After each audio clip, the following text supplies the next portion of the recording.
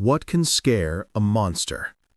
Imagine a creature as long as a bus, with jaws so powerful that a single bite could crush a passenger car. This is the Megalodon, the greatest predator that ever roamed the oceans of our planet. But even this king of the seas had its fears, its forbidden zones where it never dared to swim. Why have no Megalodon teeth been found in Antarctic waters, even though its remains are scattered across virtually the entire world? What made this giant shark avoid whole regions of the ocean? And most intriguingly, what was the absolute predator of prehistoric seas really afraid of? Today we will dive deeper into the mysteries of the Megalodon than anyone before. You'll learn not only about its incredible power, but also its weaknesses that ultimately led to the disappearance of this giant. We will examine scientific facts, debunk myths, and answer the question that fascinates millions. Could the Megalodon still be lurking somewhere in the uncharted depths of the ocean? Get ready for a journey spanning millions of years, from the birth of the greatest predator to its mysterious extinction. This is not just a story about a monster, but about how even the most powerful creatures become defenseless before the forces of nature. The Megalodon didn't appear out of nowhere. Its history is one of a multi-million-year evolutionary path where each step led to greater perfection in hunting mastery and a terrifying increase in size. Its scientific name is Otodus megalodon, which in Greek means giant tooth, and that name is entirely fitting. The first ancestors of the Megalodon appeared back in the Miocene epoch, about 23 million years ago. These were relatively small sharks that hunted in warm seas and already showed the basic traits that would allow their descendants to become kings of the ocean. But the true flourishing of the Megalodon began later, about 16 million years ago, when the planet's climate stabilized and warm currents enriched the global ocean with an abundance of prey. The growth of the Megalodon was gradual but relentless. Early on, they were only 9-meter sharks, large enough to dominate other predators, but still far from the peak achieved later. Over evolutionary time, each generation grew larger and stronger. Jaws enlarged, teeth became sharper, and overall muscle mass steadily increased. By the late Pliocene, roughly 5 million years ago, the Megalodon already reached lengths of 15 to 16 meters. But the biggest specimens, the ones that struck fear into the hearts of all sea dwellers, appeared in the last few million years of the species' existence. Some reached 18 meters in length, or possibly more. For comparison, the great white shark, the modern record-holding predator, rarely exceeds 7 meters. The Megalodon was 2.5 times larger. It's hard to even imagine the mass of this giant. Assuming an average Megalodon weight of 50 to 60 tons, that's roughly equal to the weight of 3 elephants, or a whole bulldozer, or about 25 passenger cars stacked one on top of another. And this enormous weight was supported not by bones. The Megalodon skeleton consisted of cartilage, elastic and flexible, allowing the shark to perform maneuvers seemingly impossible for a creature of such size. The jaws of the Megalodon were the pinnacle of evolutionary perfection. They could open up to 120 degrees, unlike modern sharks whose jaws open to a maximum of 90 degrees. A fully grown person standing next to his companion could fit in the Megalodon's mouth. Its mouth was lined with 276 teeth arranged in several rows, creating a crushing machine with a bite force 10 times greater than that of a great white shark. Each tooth was a marvel of biological engineering. They constantly grew and were replaced every few weeks. Here is the wonder of marine evolution. Over its lifetime, Estimated to be 30 to 50 years, the Megalodon replaced hundreds, even thousands of teeth. It is thanks to this constant conveyor of replacement that today we find so many fossilized Megalodon teeth. They are scattered across ancient seafloors like traces of former power. The Megalodon's global distribution was wide and impressive. Remains of these sharks have been found on all continents except Antarctica. From the coasts of North America to Europe, from tropical Africa to vast seas near Australia and New Zealand, where there were warm waters and plentiful large prey, there ruled the Megalodon. The northernmost finds are along the coasts of Denmark and northern Europe, and the southernmost near present-day coasts of South America and Africa. Why did the Megalodon become so terrifying? Part of the answer lies in its diet. This giant hunted everything that moved in the seas, large fish, sea turtles, dolphins, but its preferred prey were whales. Ancient whales of that time were different from modern ones, often larger, but slower and less organized in pods. One adult whale could feed a Megalodon for several days, providing the calories needed to sustain its enormous body. The Megalodon needed to eat about 1.5 tons of food daily. That's as if a human had to eat 3,300 cans of tuna every day. Such an appetite required strategy. Megalodons learned to identify whale migration routes, chose shallow places where prey found it harder to escape, and laid ambushes with the cold calculation of a true super predator. They didn't attack blindly. Each strike was planned, every bite purposeful. Explosive power combined with intelligence made the Megalodon not just the largest, but also the most efficient hunter of its time. The map of the Megalodon's global range has one black spot: Antarctica. This is not just an absence of finds, but near total silence. Throughout the entire history of studying Megalodon fossils, despite thousands of teeth found in various corners of the planet, there is no reliable evidence of it near Antarctic's shores. This strange silence in the geological record tells us something important. Even giants had boundaries they did not cross. Why? The answer lies in Earth's climate history and the Megalodon's biology. In the era when the Megalodon ruled the seas, Antarctica was colder than now, but not as icy as in the modern epoch. However, even then, waters around the South Continent remained inhospitable for a warm-loving predator. Water temperatures in Antarctica rarely rose above 5 to 10 degrees Celsius, unlike the tropical and subtropical seas preferred by Megalodon, which had temperatures of 20 to 30 degrees or higher. Megalodon was remarkably poorly adapted to cold. Unlike modern cetaceans that have a thick layer of subcutaneous fat, the Megalodon was a naked predator. Its body consisted mostly of muscle and cartilage, without any noticeable insulating layer. This allowed it to be light and maneuverable, but created a huge problem in cold waters. The shark would rapidly lose heat, and its massive body would become a burden rather than an advantage. When Megalodon encountered the cold Antarctic waters, its metabolism, which already demanded colossal energy to maintain such large body mass, would collapse completely. Its heart would have to work twice as hard to circulate blood through icy darkness. Muscles would lose flexibility and agility. Hunting, which required explosive movements and rapid acceleration, would become practically impossible. Eventually, the shark simply couldn't feed itself. Moreover, prey in Antarctic waters was quite different from what Megalodon was used to. Ancient whales avoided extreme cold, preferring to migrate to milder latitudes for breeding and feeding.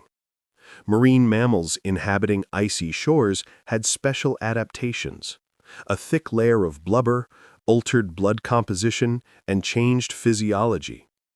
For a hungry Megalodon that lost significant hunting efficiency in the cold, such armored prey was extremely hard to catch.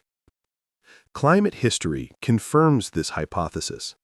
When Megalodon was at its peak, Antarctica experienced a period of relative warming by historical standards, but even then, its waters remained nearly unsuitable for a warm-loving predator. When the climate began cooling, Megalodon didn't try to adapt, it simply retreated, leaving this uninhabited territory to other creatures better suited to such hostile conditions. There is an interesting historical note.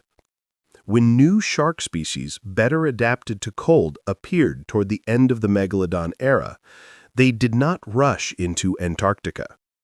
Even great white sharks, which can tolerate temperatures down to 12 degrees, rarely enter Antarctic waters. The zone remains territory of more specialized predators, seals, sea lions, orcas, which have thick blubber and are unafraid of cold. Fossils of megalodons found in regions near Antarctica, New Zealand, Argentina, South Africa, confirmed that the shark was not afraid to approach cold regions, but showed a clear preference for shallower, warmer areas. It resembles an invisible barrier. Megalodon knew or felt this boundary and did not cross it.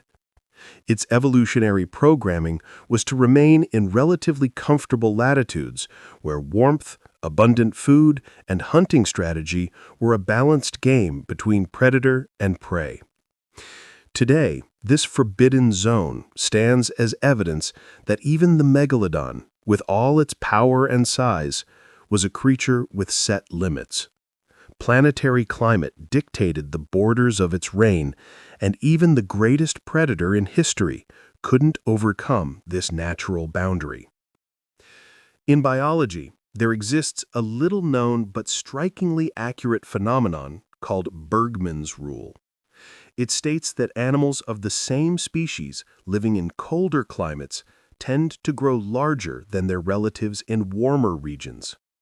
It sounds paradoxical, but evolutionary logic is ruthless and precise. A larger body volume means better heat retention, and heat means survival in harsh conditions. This rule fully applies to the megalodon. Analysis of discovered remains shows an astonishing pattern. The largest megalodon specimens are found not in equatorial latitudes with the warmest climate, but at boundaries between warm and cold currents. For example, huge megalodon teeth reaching 18 centimeters in length are often found near the coasts of Spain, Portugal, northern France, and even around Denmark, a region where waters were cooler than in the tropics. Why did this happen? The answer lies in the physiology of warm-blooded organisms. Megalodon was closer to a warm-blooded creature than most sharks. It had some capacity for thermoregulation, though not as developed as in cetaceans or seals. In cold water, metabolism demands more energy to maintain body temperature, and a larger body has a better surface-to-volume ratio, meaning less heat loss per unit of mass. Simply put, a large megalodon in cold water was energetically more efficient than a small one. But there is a second aspect of Bergmann's rule relevant to Megalodon. Colder waters meant higher concentrations of nutrients, and consequently, greater abundance of prey. Cold currents brought many fish, which attracted whales and other large marine mammals. This created ideal hunting conditions. Prey concentrated in specific zones, providing megalodons living there a more stable and abundant food source. Here lies a tragic irony.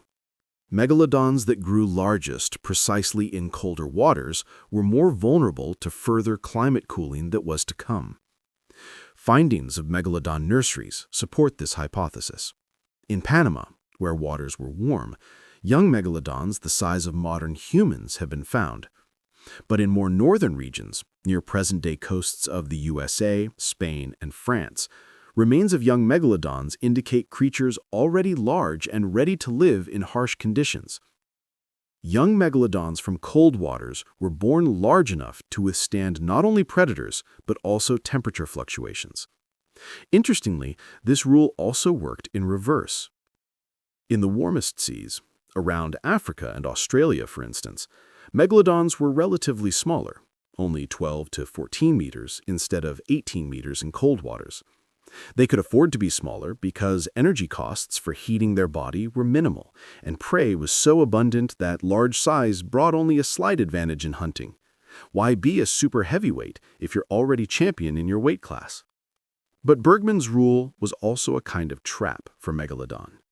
When the climate began cooling, large megalodons from cold waters felt the trouble first. Their enormous size, which was once an advantage, became a curse. The bigger the mass, the more food required, the higher the energy costs. And when prey became scarce, due to competition, whale migration to other regions, and general cooling, these giants suffered the most. A small megalodon could survive on one large fish a week, but the giant cousin from cold waters would starve in days. This pattern appears not only in Megalodon. Among modern great white sharks, a similar pattern is observed. Sharks from cold waters of New Zealand and Australia are significantly larger than relatives from warm seas. The same goes for other marine predators. Orcas in Antarctic waters are larger than tropical cousins. Nature, in its simple wisdom, repeats the same recipe. Cold demands mass. Mass demands energy. Energy demands food.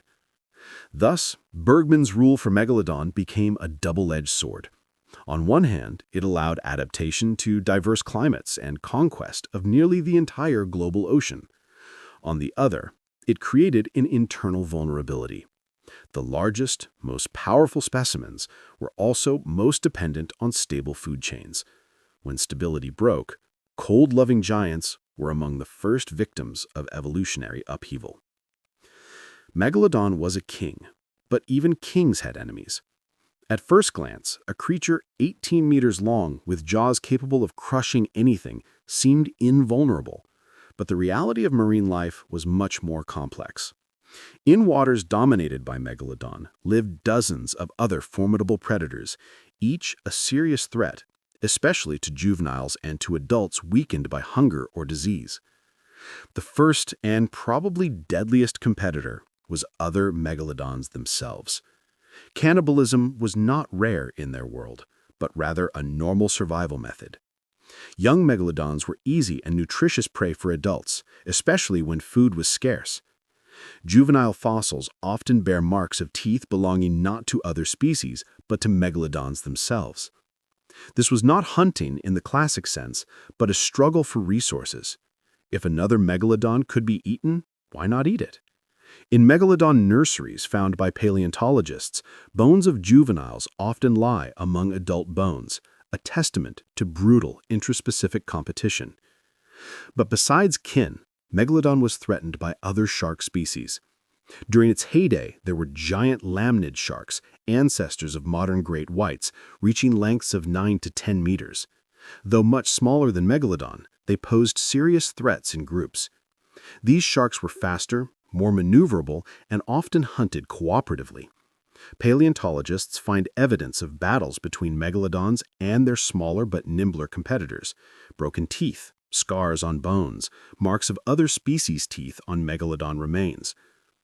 Even more dangerous competitors were ancient orcas and their ancestors. By the end of Megalodon's era, these marine mammals had developed group hunting, incredible collective intelligence, and strategic thinking.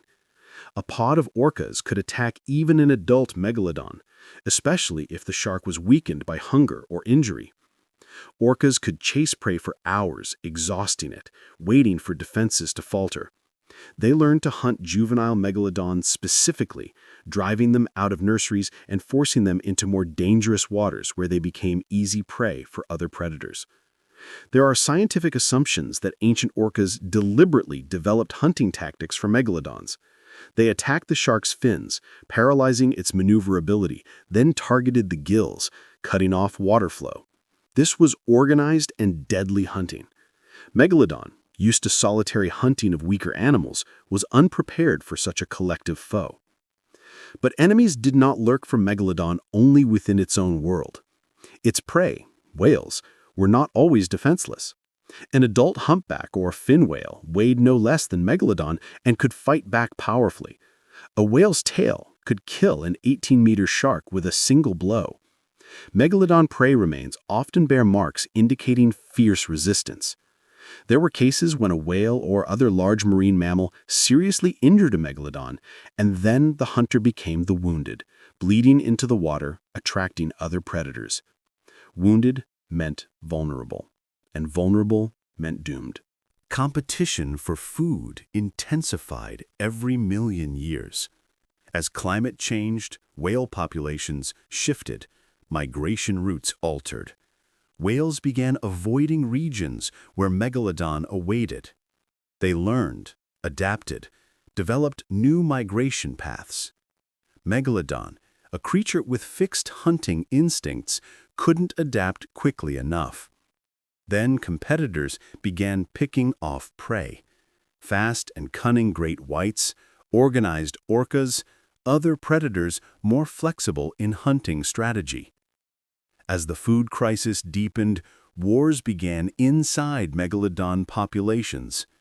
In hunger, even huge size didn't guarantee survival. Large males expelled each other from fertile hunting grounds. Females competed for reproductive rights in conditions where feeding offspring became increasingly difficult. Fossils show a true war landscape: broken teeth, vertebrae with bite marks, skeletons with clear signs of sharp battles.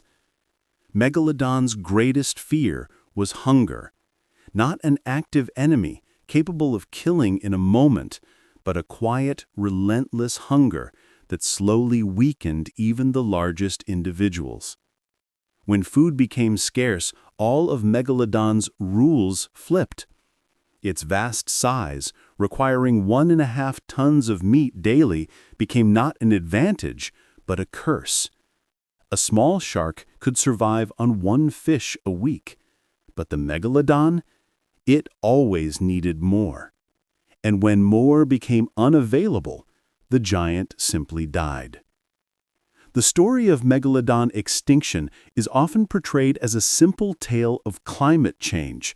Ice ages came, waters cooled, and the gigantic shark died. But reality was far more tragic and complex. It was not a sudden catastrophe, but a slow, relentless agony stretched over millions of years, in which the planet's greatest predator was defeated not by spear or jaws, but by hunger and inability to adapt. About 3.6 million years ago, a process began that paleontologists call the Pliocene cooling.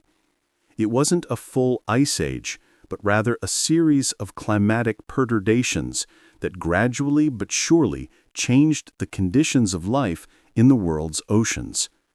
The water temperature, which had been ideal for Megalodon for tens of millions of years, began relentlessly dropping.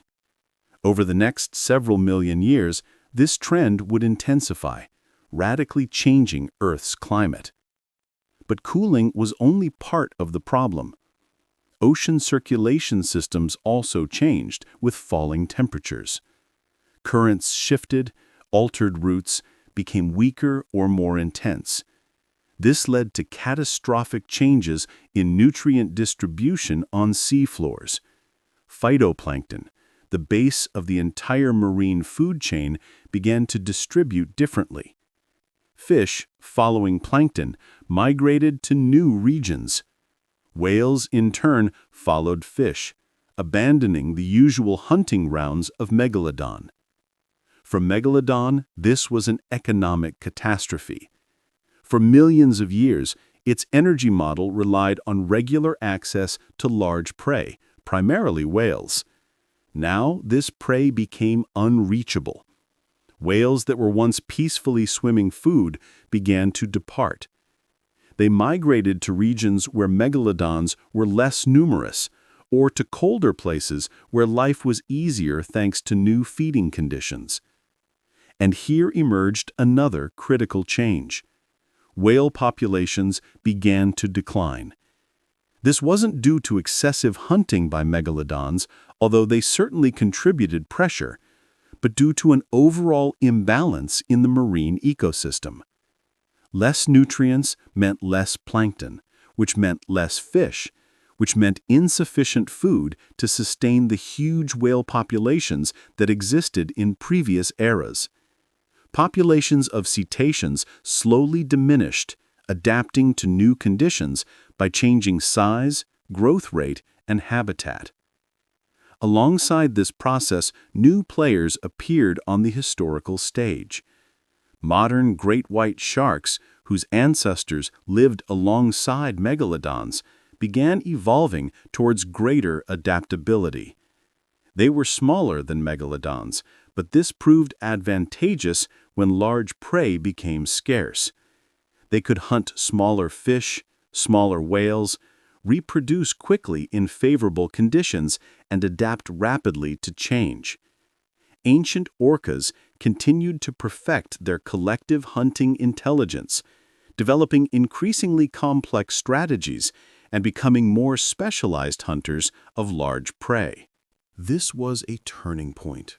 Competition appeared that Megalodon could not displace by force.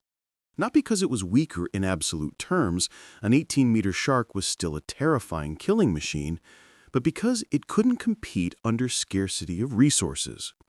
Great white sharks required 10 times less food than Megalodon. Orcas were more efficient hunters when prey was sparse and required intricate strategies of pursuit. During this same era, other changes occurred. Sea levels fluctuated, marine straits changed, some closed, others opened. Megalodon populations that once freely moved between regions began to split. Isolated populations degenerated under resource scarcity. Genetic diversity declined. Diseases began spreading more intensely. Intraspecific competition became fiercer. By the end of the Pliocene, about 2.6 million years ago, Megalodon entered its era of disappearance. Fossil finds became increasingly rare. Huge teeth that appeared in every older layer became less frequent. Populations shrank, became more localized. Where once megalodons were widespread, now they persisted only in a few refugia, areas that remained relatively favorable for survival, shallow, warm zones with relatively good access to prey. When the climate cooled even more, about 2.5 to 2.3 million years ago, Megalodon almost completely vanished. The latest tooth finds date to this period, localized to a few specific regions, warm waters near modern Chilean, Peruvian, and several other coasts. This looks like the species' last desperate attempt to survive in the last bastions of suitable conditions. Megalodon's extinction was complete, absolute, and irreversible. From a species that ruled the oceans for 13 million years, no living representatives remain. But why couldn't Megalodon survive? After all, other large marine predators, seals, whales, still live on the planet. The answer lies in specialization. Megalodon was optimized for hunting large prey in abundant conditions. When conditions changed drastically, when prey scattered over vast distances and became scarce, when newer, more flexible competitors occupied remaining niches, Megalodon had no capacity to transform. Its huge size, specialized hunting strategy, and physiology all were tied to conditions that vanished.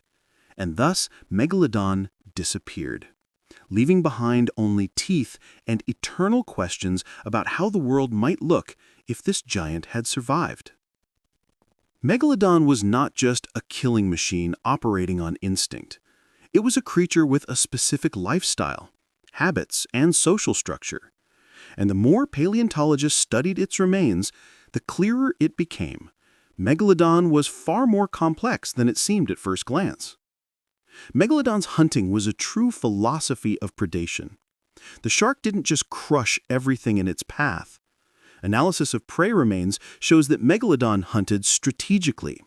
It often attacked not the victim's head, but targeted bites on fins, paralyzing the prey, rendering it incapable of resistance or escape. Then followed precise bites to gills or organs. It was not rage, but cold-blooded, calculated hunting.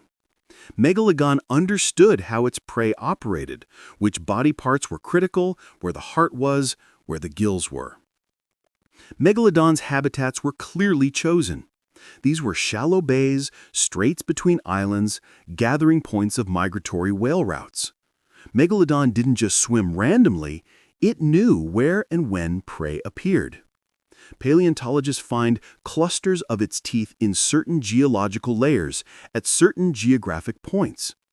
This indicates that sharks returned there generation after generation because these were reliable hunting grounds. Megalodon's reproduction was surrounded by unusual care for offspring compared to modern sharks. Paleontologists found real nurseries, places where young megalodons congregated in huge numbers. Such nurseries have been found in Panama, Maryland, the Canary Islands, Florida. There, in protected shallow bays far from adults' main hunting areas, young sharks found relative safety. They fed on small fish, young dolphins, small whales, whatever was available to a young predator. Female megalodons apparently understood the value of these places. They directed their offspring to where it could grow, gain size, develop hunting skills. This looks almost like maternal care, if not counting the fact that adult males sometimes attacked the hungry young. But overall, the nursery system suggests Megalodon had a social structure, primitive by modern standards. Megalodon's migrations followed seasonal cycles. When whales began great migrations, megalodons followed like hunters after a herd. They moved from warm tropical waters to cooler regions where prey concentrated, then returned. These routes were encoded in their genes, passed from generation to generation. Young megalodons learned to hunt following their mothers, memorizing routes, prey concentration spots, and seasonal patterns. Territoriality was a serious issue in the megalodon world. Large males guarded their hunting grounds fiercely. Remains of battles between males show fierce clashes, often with one opponent wounded or defeated. The victor gained access to the best hunting sites, reproductive rights, and priority during food scarcity. The loser was forced to seek new territories with less competition, but also less prey. In communication among megalodons was likely through low-frequency sounds that traveled vast distances underwater. Although Megalodon had no vocal cords like mammals, it could produce sounds by contracting muscles, vibrating water. These sounds carried information about found prey, threats, reproductive readiness. In this sense, the Megalodon world was not silent, but full of communication, though we cannot hear it. But with all these complex behaviors, intelligence, sociality, Megalodon remained a victim of circumstances. Its lifestyle was so tied to specific conditions, warm waters, whale migrations, shallow hunting grounds, that when those conditions began to change, the shark had no plan B. It couldn't retrain, couldn't adapt quickly. And this lack of flexibility became a true trap for the greatest predator of its time. Megalodon disappeared, but it is not forgotten. Its teeth, scattered across all the world's seas, remain evidence of the greatest hunt ever to take place on the planet. These fossil relics tell the story of a creature almost perfect in its role, but not perfect in adaptability. The story of the Megalodon is a story of how specialization can be deadly. It was optimal for hunting under particular conditions, but when those conditions began to changing, it had no alternatives. Great white sharks survived because they were more flexible. Orcas survived because they were smarter. Whales survived because they could adapt to new feeding conditions. But Megalodon, it was too big, too specialized, too tied to the past to change fast enough. Yet questions remain. What if the climate hadn't started cooling? What if prey hadn't started migrating? What if Megalodon had evolved, adapted, changed? If just one variable were different, Megalodon might still rule our seas. Instead of modern great white sharks and orcas, there might be a creature that to this day strikes terror into all life in the waters. But other questions linger, more intriguing. What else hides in the unexplored depths? Megalodon vanished, leaving a vacuum in the role of top marine predator. That vacuum filled with other creatures. But there are regions of the planet that remain almost uncharted. In the Mariana Trench, abyssal plains, subglacial Antarctic lakes, where might the next monster be hiding? What creatures, perhaps as huge and terrible as Megalodon, live there right now, unknown and unstudied? And what will happen when Earth's climate begins to change again, as it already does today? What new species will become dominant? Who will be the next king? Humanity is faced with the same problem Megalodon faced, the ability to adapt. We were made for one world, but the world is changing fast. And Megalodon's story tells us that what was adaptive yesterday may be deadly tomorrow. If you enjoyed this deep story about history's greatest predator, if you were fascinated by the mysteries of Megalodon and its mysterious extinction, like and subscribe to the channel. Here we analyze not just entertaining facts, but stories that speak of evolution laws, survival, and how our world works. In our next video, we will dive into even more ancient times, to marine reptiles that lived long before Megalodon, when oceans were very different and monsters looked different. Sea titans that could have made Megalodon look pitiful lived and hunted in prehistoric seas. You won't want to miss it. Write in the comments, do you believe giant unknown creatures may still hide in modern oceans? What monster would you like to see? Your opinion matters. We read every comment. Thank you for joining us on this journey through the history of the greatest predator on the planet. See you in the next video.